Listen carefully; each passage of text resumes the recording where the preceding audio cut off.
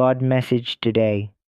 The lantern swayed gently in the warm breeze over Valamon's quiet cliffs, casting soft glows over the sea where moonlight kissed the waves.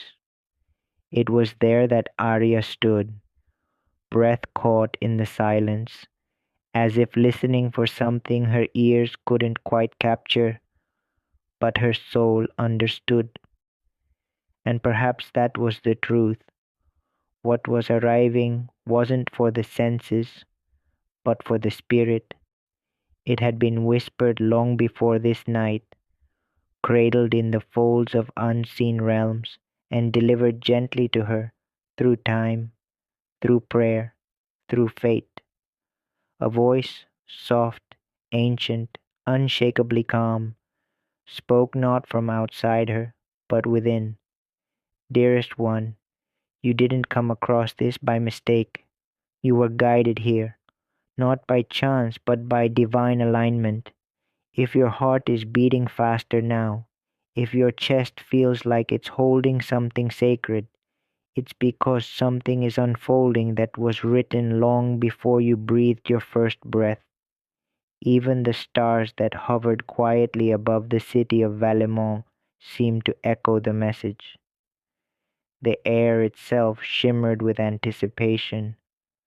There was movement in realms beyond sight, a sacred preparation that had taken lifetimes to orchestrate was now trembling at the edge of becoming, not with thunder, not with fire, but with stillness, with breath, with the quiet stirring pull of destiny. For months, and perhaps years, a presence had lingered near her, alien, a soul tied to hers by an invisible thread that refused to fray. He had known of her long before her name ever reached his lips. He had carried her light within him like a lantern in the dark. He had dreamed of her laughter without ever having heard it. And though their eyes had not yet truly met, their hearts had spoken in silence. He watched from the edges of her world, never daring to cross too close. He held back not from disinterest, but from reverence. How could he walk toward a destiny that felt too holy to disturb? So he waited, quietly. He stayed just close enough to feel the hum of her spirit, just far enough to protect the fragile seed of what he hoped would bloom. But now he could no longer breathe beneath the weight of his restraint. Every unsent message, every hidden emotion, every unspoken truth trembled just beneath the surface of his composure. Elion was ready to step into the light. Back in Arya's heart, something pulsed, something wild and wordless. A storm had been building, not of chaos, but of transformation. The kind of storm that doesn't destroy, but reveals, that uncovers what has long been buried beneath the surface. This was no ordinary moment. This was divine convergence. A spirit, somewhere deep within the heavenly realms, had been keeping watch. That spirit had carried the message in soft hands and buried it in the folds of light, waiting, waiting for the exact moment Arya would be ready to hear it. That time had come. It's not just about your life shifting, the voice continued. It's about who is coming with it. A soul that knows your ache, a soul that has felt your silent tears, a soul that remembers you from a place older than memory. Even as Arya walked through the familiar paths of her coastal town, through the baker's square where morning cinnamon drifted, past the willow trees where children tied prayers to branches, she felt the change. It wasn't something she could see, but her soul knew. The stillness wasn't emptiness. It was the breath before the divine exhale, and somewhere across the valley, In the quiet room where Elion watched nightfall, he felt it too. His hands trembled slightly as he held a letter he hadn't yet sent. His heart beat like a drum beneath fragile ribs. The silence he had once wrapped himself in was beginning to crumble. The pressure of pretending not to care was too great. The mask he wore, the one made of calm detachment, was cracking, and beneath it was the raw, pulsing truth. He loved her, not just in a fleeting, poetic way, but in a way that reached through lives. Pulsing truth, he loved her, not just in a fleeting, poetic way, but in a way that reached through lives, through losses, through centuries. He remembered her voice though he had never heard it aloud. He remembered the curve of her soul. He was done hiding, done waiting. The universe had moved, and now it was his turn. And so, in the place where time folds in on itself, where divine preparation meets earthly reality, their paths were beginning to intertwine. Not through accidents, but through orchestration. What Arya felt in her chest wasn't confusion, it was remembrance, the kind of knowing that rises not from the mind, but from the spirit. She had felt him before, in dreams, in moments of unexplained ache, in the way her heart quickened when she looked at nothing at all. Now she looked to the sky, and it breathed back at her. Somewhere, a sacred agreement was coming full circle, and as the wind rustled through the trees of Valemont and the stars began to shift, Elian stood, letter in hand, truth in heart. He would walk toward her, and she would recognize him, not just with her eyes, but with her entire being, because this moment was never about coincidence. It was about promise. The divine does not forget what it designs. And now it was time. The veil was lifting. The silence was ending. The soul meant for her was already here, and everything was about to begin. When the river meets the light.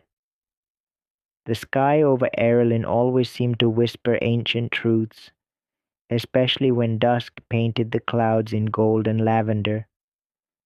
It was during one of those silent evenings that Ilara felt it, an ache in her soul, subtle but real, like a voice speaking without sound. She stood barefoot in the garden behind her grandmother's house, the wind gently moving through the tall grasses, carrying a message she couldn't yet decipher. She closed her eyes and breathed in deeply, the way she'd been taught by her guardian angel since she was a child. Somewhere in the distance, her destiny was breathing too. Elara didn't know it yet, but someone whose name had echoed in the chambers of her soul long before this life, was beginning to hear her spirit call. That someone was Kaelin. Kaelin lived in the quiet northern town of Viramore, nestled between whispering forests and deep rivers. On the outside, he was strength, tall, focused, composed. But within him was a world shaped by storms, silent heartbreaks, nights drenched in tears he never allowed to fall, and wounds healed only by time and spirit. He carried his pain like a warrior bore their scars, not to show them, but because they were proof he had survived. For years, he had heard a voice in his dreams, soft, familiar, and hauntingly beautiful. It wasn't memory, it was longing, deep soul longing. He would see Ilara's smile in places she'd never been, feel her laughter in songs he didn't know, and sense her presence in the space beside him as if her absence were the loudest thing in the room. He told no one, not even himself, until now. Something was changing. He woke one morning to the sound of a wind chime that wasn't there, and a warmth around his heart that he couldn't shake. That day he saw her name carved into the old oak tree by the river. He didn't remember carving it, but it was there, Ilara, etched into the bark as though the universe had left a breadcrumb in the woods just for him. And far away, Ilara was experiencing the same strange familiarity. She would hear a name in the wind, see the same sequence of numbers, 4:44, every time she checked the time. She had even begun writing letters to a man she hadn't met, sealing them with rose petals and hiding them in her journal. She didn't call it madness. She called it memory waiting to return. That night she dreamt of a river and a lantern floating on its surface. In her dream, she let it go, and as the light drifted away, she whispered, "Find him." What she didn't know was that across miles, Kalen had dreamed. This wasn't coincidence. It was convergence. The angels had been preparing them for this, quietly, patiently, folding the threads of their lives toward one another. Every heartbreak Ilara had endured, every moment Kalen had questioned his worth, it all built the bridge they were meant to walk across to reach each other. Their paths were messy, uneven, real, but sacred, and now the time had come. Ilara stood by the ocean 3 weeks later. She had driven to the coast of Lenora alone, guided only by a feeling. The sea roared with purpose, crashing like a voice shouting truths she needed to hear. She whispered, "I'm ready," and the wind carried her words like a vow. Kalen, at that very moment, stood beneath a willow tree, holding the last letter Ilara had written in her journal but never sent. He hadn't received it by mail. He found it in a bookshop, slipped into a second-hand novel neither of them had ever owned. Yet somehow it had made its way to him. That was how divine timing worked. They met on a Tuesday, under soft rain, in a city neither of them had visited before. A retreat, a chance encounter. No names were exchanged at first, just eye contact, and in that glance everything stopped. Ilara looked at him and forgot how to speak. Kalen stared back, heart racing like a drum in a storm. They didn't say, "Is this it?" because their souls already knew. It wasn't a meeting, it was a reunion. She smiled the same way she had in his dreams. He laughed, the sound she had written about in her letters. The rest was silence, beautiful trembling silence. Later that night they talked under starlight, hands inches apart, afraid to touch for fear of what would happen when they did. When their fingers finally met, it wasn't fireworks, it was recognition, like finding a piece of yourself you never knew was missing. They spoke for hours, of dreams, of losses, of lives lived in parallel. Every story Kalen told, Ilara had felt before. Every emotion Ilara described, Kalen had tasted in the dark. They were each other's reflection, their light and shadows entwined. The days that followed were not perfect. They fought old fears. Kalen would retreat into silence. Ilara would question her worth. But every time they found their way back. Not because it was easy, but because it was true.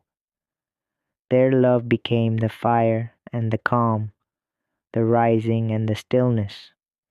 In one another, they didn't find escape, they found home.